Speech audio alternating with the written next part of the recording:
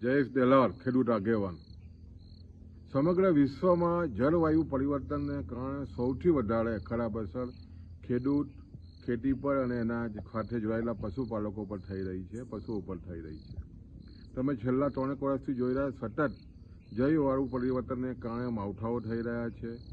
વરસાદની સિઝનમાં વધુ વરસાદ થઈ રહ્યો છે, એને કારણે ખેતી પાકોને ખૂબ જ મોટું નુકસાન થઈ રહ્યું છે। ગુજરાતની વાત કરીએ તો ગુજરાતમાં તમે જો તો જે રીતે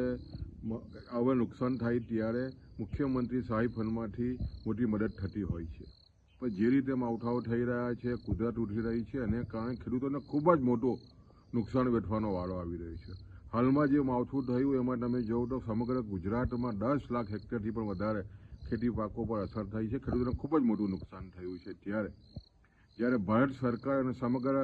ગુજરાત સિવાયના રાજ્યોમાં તમે જોવો તો જે રીતે પ્રધાનમંત્રી ફસલ યોજના ખૂબ જ સફળતાથી ચાલી રહી છે, ગુજરાતમાં પણ એનો અમલ હતો, પણ છેલ્લા 3-4 વર્ષથી જે રીતે બંધ કરવામાં આવી છે અને જે રીતે આટલું મોટું નુકસાન થતું હોય ત્યારે સ્વાભાવિક છે ખેડૂતોને ખૂબ જ મોટી અપેક્ષા હોય છે। ત્યારે અમે મુખ્યમંત્રીને પત્ર લખીને જાણ કરી છે કે તાત્કાલિક ધોરણે ગુજરાતમાં પણ પ્રધાનમંત્રી ફસલ યોજના લાગુ કરવામાં આવે અને ખેડૂતોને